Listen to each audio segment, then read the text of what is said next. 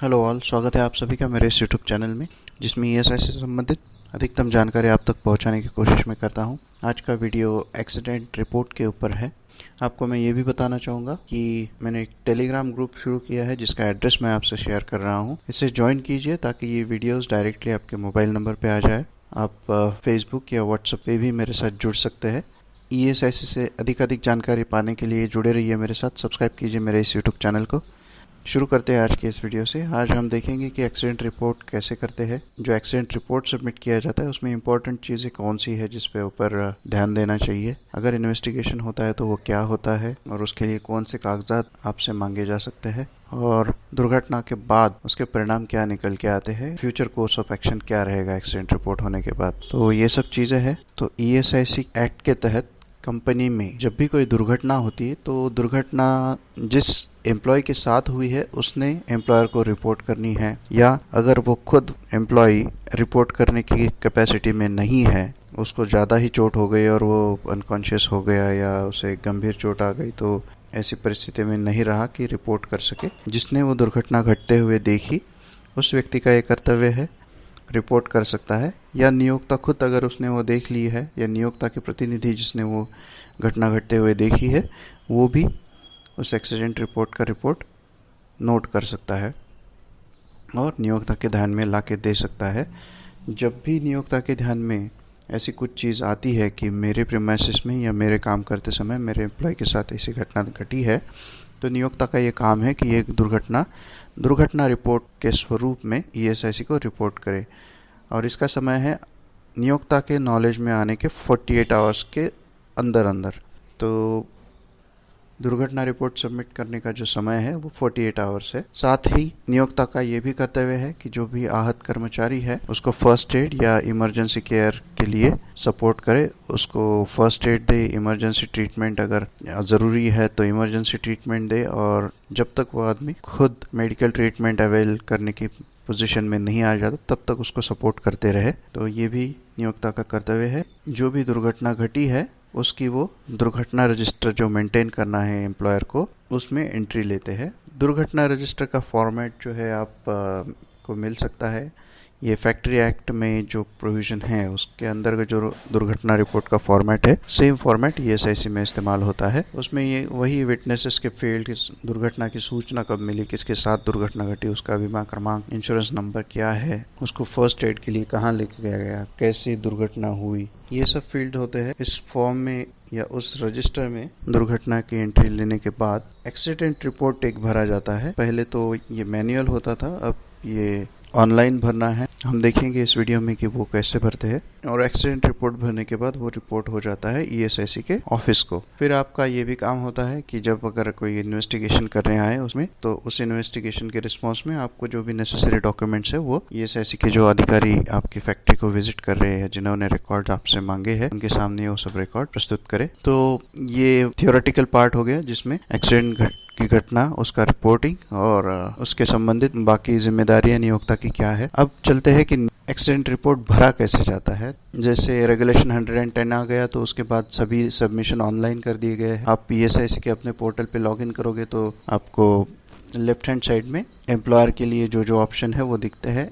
उसमें accident report in bracket form 12, मैंने screenshot यहाँ पे इनक्लोज किया है। जब आप लॉगिन करते हो तो क्या दिखता है, उसमें एम्प्लॉयर जहाँ लिखा हुआ है उसके नीचे तीसरा ऑप्शन है एक्सीडेंट रिपोर्ट फॉर्म 12। तो फॉर्म 12 पे क्लिक आप करोगे तो वो मांगेगा कि उस आदमी का इंश्योरेंस नंबर क्या है जिसकी एक्सीडेंट आप रिपोर्ट करना चाहते हैं। तो यहाँ से एक बात समझ लीजिए कि अगर किसी का इंश्योरेंस नंबर नहीं है तो आप एक्सीडेंट रिपोर्ट उसका फाइल नहीं कर सकते। एक्सीडेंट रिपोर्ट करने के लिए इंश्योरेंस नंबर होना मैंडेटरी है। इंश्योरेंस नंबर किसको अलॉट करेंगे, जो आपका एम्प्लॉई है। अगर एम्प्लॉई नहीं है तो उसको ईएसआईसी के अंतर्गत कोई बेनिफिट मिलने का कोई संबंध नहीं है, तो उसका एक्सीडेंट रिपोर्ट आप नहीं जमा करोगे। अब जैसे मैंने यहाँ पे लिखा है, आप इंश्योरेंस नंबर फीड करते हो तो आगे ये पूरा नया स्क्रीन खुल जाता है, जिसमें मैंने राइट हैंड टॉप साइड में 1, 2 और 3 करके सर्कल किए हुए हैं। फर्स्ट है एम्प्लॉय डिटेल, सेकंड है एक्सीडेंट डिटेल्स और थर्ड है एक्सीडेंट कॉज।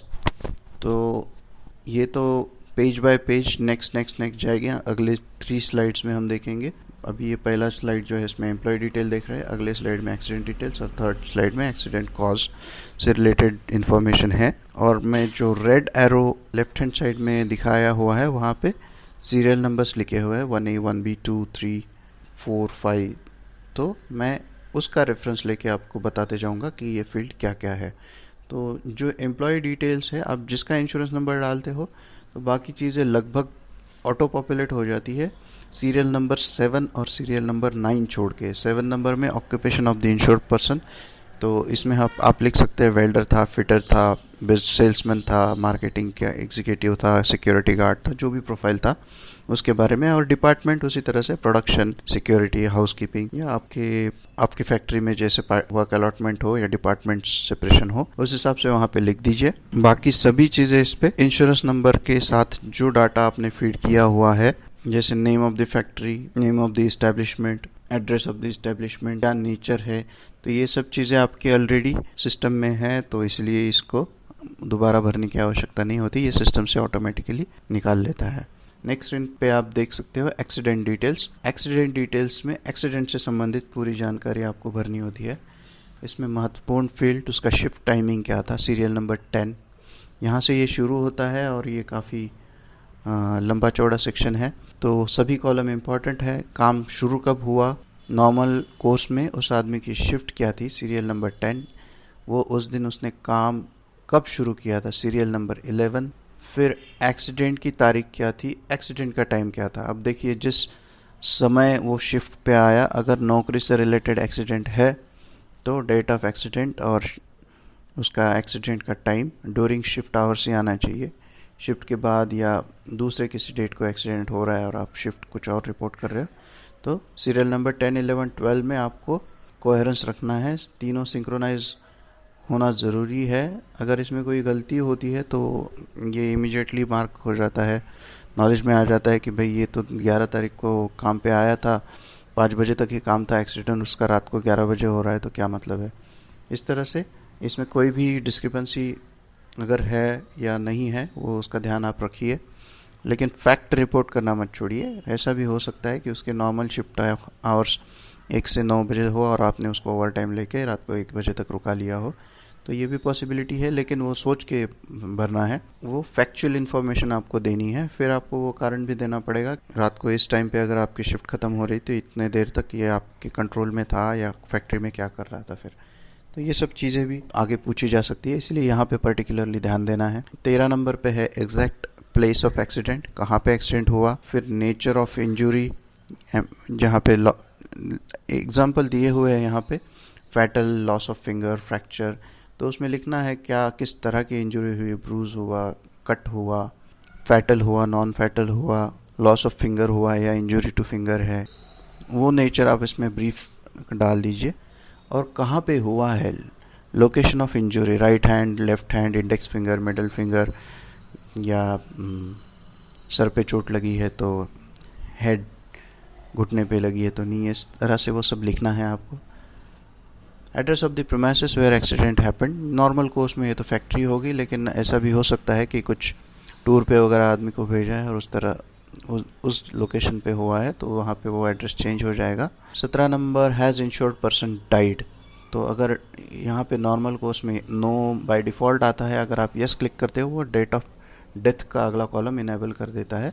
18 नंबर में है in case the accident happened while meeting an emergency please state, तो अगर इमरजेंसी में ऐसा कुछ अटेंड कर रहे थे लोग और उसमें ये एक्सीडेंट हुआ है तो नॉर्मली इमरजेंसी ड्यूटी पे तो नहीं होता कोई, अगर वैसा है, अगर वहाँ पे आप यस करते हो तो फिर वापस वो नरेशन पूछता है कि ये इमरजेंसी क्या थी, उसका पूरा डिटेल्स बताइए। तो 18 नंबर में आप यस अगर करोगे तो वो नीचे डिस्क्रिप्शन बॉक्स इनेबल होता है, अदरवाइज़ आपको ज़रूरत नहीं है उसमें कुछ भरने की। फिर वो नीचे 18 नंबर में बी वाला भी इनेबल हो जाता है, जहाँ पे वो पूछता है कि इमरजेंसी थी तो क्या एम्प्लॉयर का उससे लेना देना था या ऐसे ही कुछ इमरजेंसी भाग रहा था, तो थोड़ा इसमें अलर्ट रहना है ये सब चीज़ें। सोच के भरनी है, फैक्चुअल इन्फॉर्मेशन भरनी है। डिस्पेंसरी ऑटो पॉपुलेटेड हो जाती है। 20 नंबर डॉक्टर और डिस्पेंसरी जहाँ पे ट्रीटमेंट वो आदमी ले रहा है, वहाँ पे अगर इमरजेंसी में आपने उसे किसी हॉस्पिटल में भर्ती करवाया है तो वहाँ का एड्रेस लिख दीजिए। और याद रखिए, इसमें आप जो इन्फॉर्मेशन भरोगे उस डॉक्टर से आपको प्रूफ ऑफ एक्सीडेंट के लिए सर्टिफिकेट्स भी मांगा जा सकता है, या वहाँ के ट्रीटमेंट पेपर्स भी ईएसआईसी मांग सकती है, ताकि आप ये क्रॉस चेक करने के लिए होता है। जनरली फॉल्सिफिकेशन अगर कोई करता है तो फिर वो, या इन्वेस्टिगेशन अगर हुआ है तो उस इन्वेस्टिगेशन में अगर आप कह रहे हो कि XYZ डॉक्टर के पास लेके गए थे, तो जनरली वहाँ पे भी इंक्वायरी होती है कि आप, या वहाँ के पेपर्स मांगे जाते हैं आपसे, तो सबूत दिखाइए कि आप वहाँ पे उसे लेके गए थे या नहीं गए थे। इसमें इम्पोर्टेंट जानकारी ये भी है कि ये कर्तव्य था नियोक्ता का, वो उसने निभाया या नहीं निभाया। उसके लिए भी मेडिकल एड देना या फर्स्ट एड देना या इमरजेंसी सिचुएशंस में एम्प्लॉय को लाइफ सेव करने के लिए सपोर्ट करना, ये ड्यूटी है नियोक्ता की। तो वो ड्यूटी उन्होंने निभाई या नहीं निभाई, वो 20 नंबर से प्रूव होता है। और सपोर्ट में नियोक्ता के ये डॉक्यूमेंट्स रहते हैं। अगर उसने कुछ ट्रीटमेंट दिलवाई है तो नियोक्ता वो पेपर्स की कॉपी मेंटेन कर रहे, ताकि वो प्रूव कर सके कि हाँ, हमने हमारा जो कर्तव्य था वो निभाया था। तो उस एंगल से भी ये इंपॉर्टेंट डॉक्यूमेंट होता है। और यहाँ पे जानकारी जो भरोगे आप, तो वो केयरफुली भरिए। बाद में name and address of the witnesses, तो जिन लोगों ने एक्सीडेंट रिपोर्ट किया है या जिनके सामने ये घटा है, उनके नाम और पते, वो आपकी फैक्ट्री के ही हो सकते हैं या बाहर के भी लोग हो सकते हैं जिनके सामने ये एक्सीडेंट हुआ है, तो वो इन्फॉर्मेशन आपको वहाँ पे भरनी है। देखिए ये बाद में वेदर वेजेस इन फुल और part are payable to on the date of accident और for the day of accident. तो नॉर्मल कोर्स में वेजेस जब कब पेएबल होते हैं, तो जब एम्प्लॉई आपका है और उसने आपके काम, वो ड्यूटी पे आया है, तो उसके लिए वेजेस पेएबल है। वो अगर ड्यूटी पे नहीं है, आपका काम नहीं कर रहा है, तो वेजेस नहीं पेएबल है। वेजेस पेएबल कब नहीं हो सकते, जब वो छुट्टी पे है और उस समय उसका एक्सीडेंट हुआ है, तो वहाँ पे आप नो कहोगे। या कोई ऐसे व्यक्ति जिसका और आपका कोई ताल्लुक नहीं है, को आप पगार पे नहीं रखा हुआ है जिसको आपने, ऐसे आदमी का अगर एक्सीडेंट होता है तो उसका आपके वेजेस पेएबल नहीं है, वो आपका एम्प्लॉय भी नहीं है, तो वहाँ पे नो आएगा। अदरवाइज अगर आपका एम्प्लॉय है और काम करते समय उसको कुछ दुर्घटना हुई है, तो वेजेस पेएबल होते ही है। अगर दुर्घटना नहीं होती तो वो वेजेस आप देते ही उसको। वेजेस पेएबल का मतलब है एम्प्लॉय एम्प्लॉयर रिलेशन है या नहीं है। बाद में whether the insured person was an employee under section 29, whether contribution was payable by him for the day on which accident occurred। तो ये normally yes yes yes he होते हैं ये तीनों चीज़ें।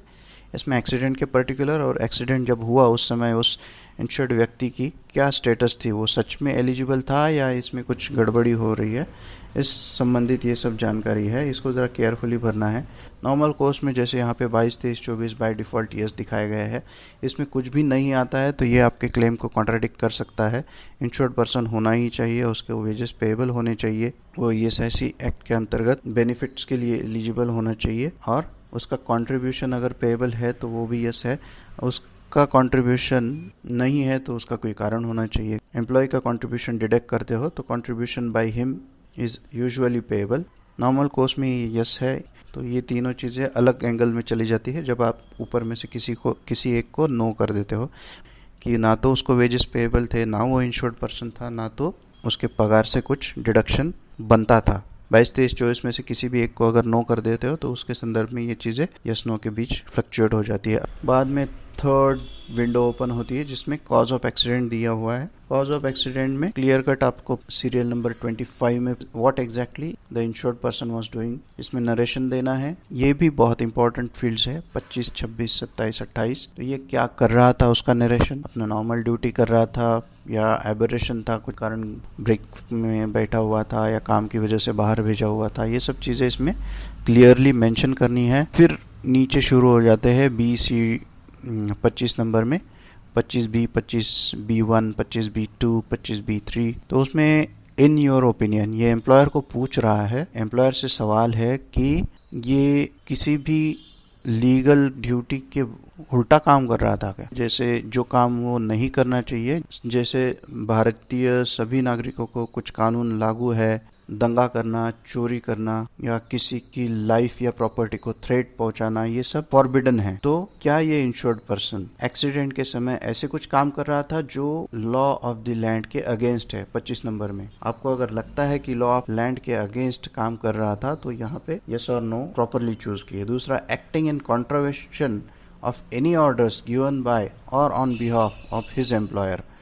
तो मालिक ने जो इंस्ट्रक्शन दिए थे क्या उसके अगेंस्ट काम कर रहा था या मालिक के इंस्ट्रक्शन के बिना काम कर रहा था? तो ये 25B1 B2 25B1 B2 B3 में सब चीज़ें पूछी गई है।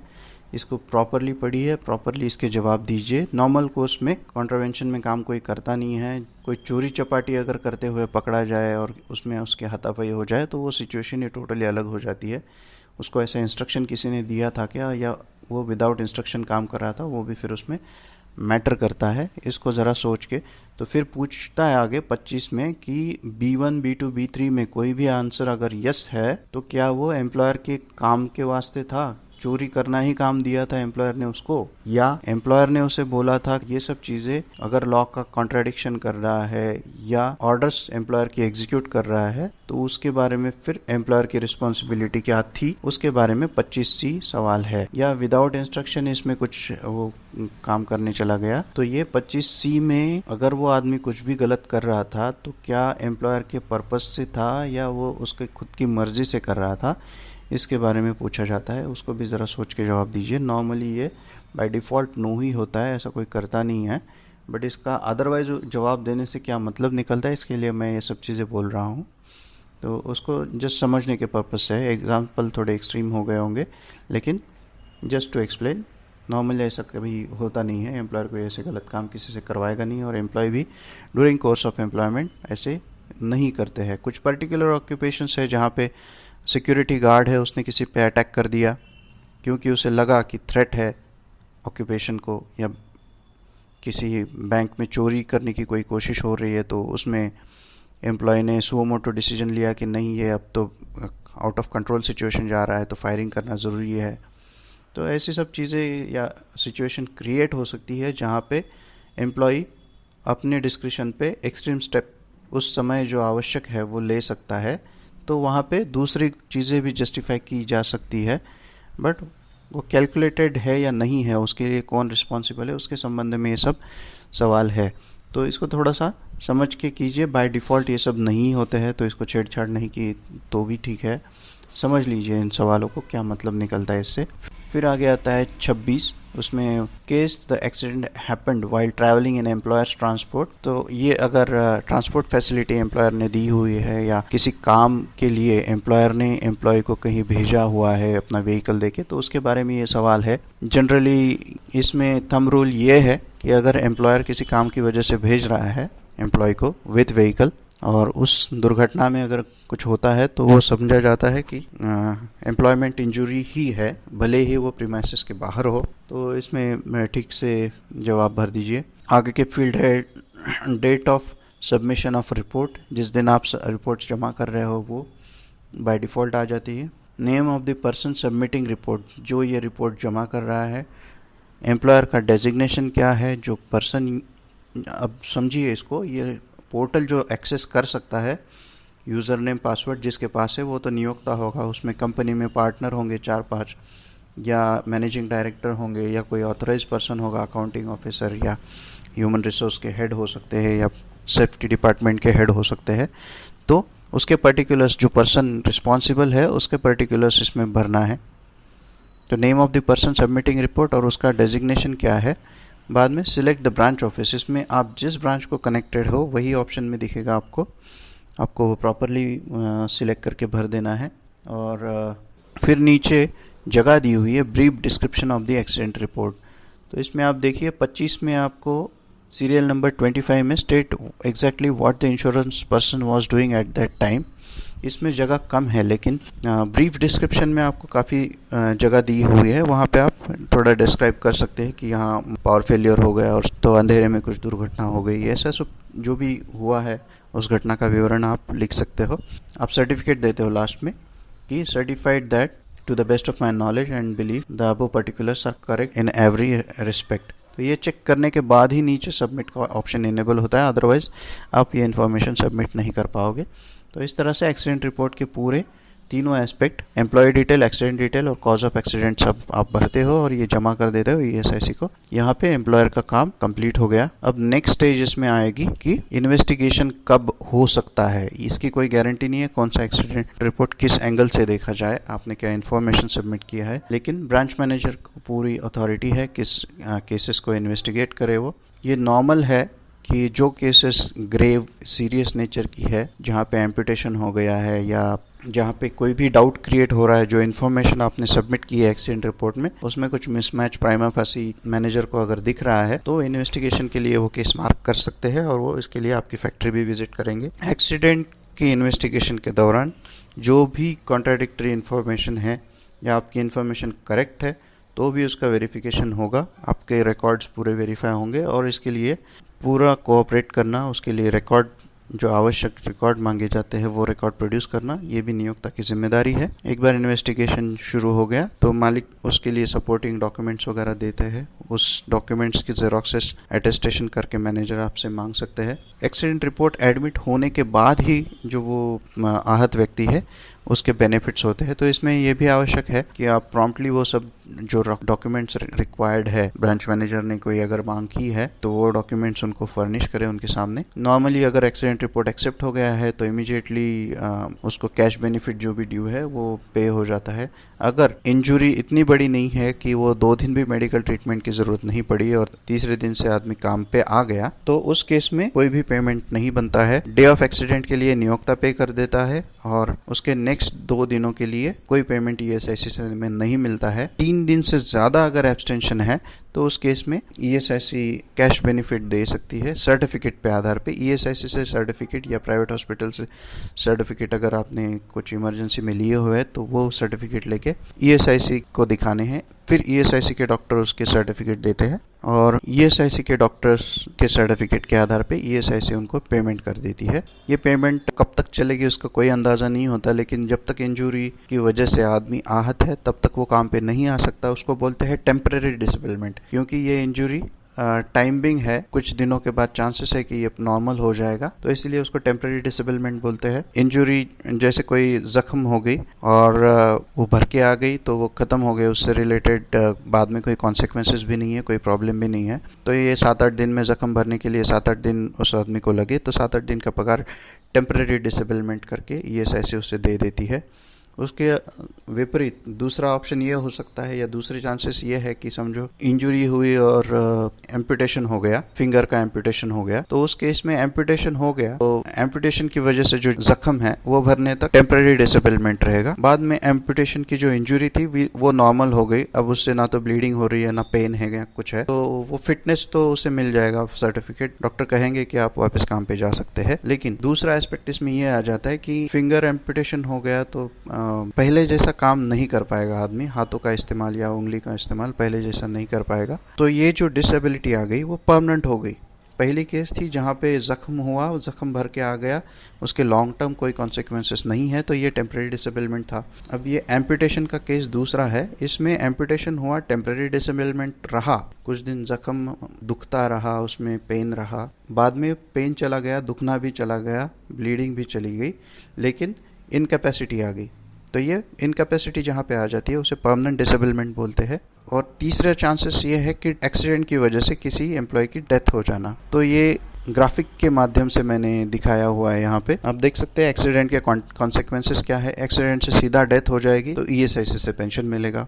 एक्सीडेंट से अगर टेम्परेरी इंजरी कुछ हो जाती है तो टेम्परेरी डिसेबलमेंट बेनिफिट मिलता है, जब तक आदमी फिट नहीं हो जाता, जख्म से सवर नहीं जाता, इंजरी से सवर नहीं जाता, तब तक उसे ईएसआईसी से वेजेस फिटनेस के डेट तक मिलते हैं, बाद में वो अपना नॉर्मल ड्यूटी रिज्यूम कर लेता है। तीसरे चांसेस ये है कि एक्सीडेंट हो जाए, टेम्परेरी डिसेबलमेंट आ जाए और टेम्परेरी डिसेबलमेंट चली जाए लेकिन परमानेंट डिसेबलमेंट रह जाए, जैसे मैंने एम्पुटेशन की केस में कहा। तो जब एम्पुटेशन हो जाता है तो जितने दिनों तक वो एम्पुटेशन का जख्म नहीं भरा उतने दिनों तक का लीव टेम्परेरी डिसेबलमेंट की कैटेगरी में चला जाएगा। जिस दिन से वो फिट हो गया उसके आगे उसे परमानेंट डिसेबलमेंट का बेनिफिट मिल सकता है अगर वो डिमांड करे। परमानेंट डिसेबलमेंट क्या है, उसके लिए क्वालिफिकेशन क्या है, या डेथ के केस में इंडस्ट्रियल एक्सीडेंट जब होते हैं तो डेथ होने की वजह से फैमिली को पेंशन मिलती है, वो क्या है, उससे रिलेटेड वीडियोस ऑलरेडी मैंने डाल के रखे हैं। डिपेंडेंट बेनिफिट, डेथ के मामले में जो बेनिफिट मिलता है उसे डिपेंडेंट बेनिफिट कहते हैं, आप ऊपर लिंक भी देख सकते हैं उसका।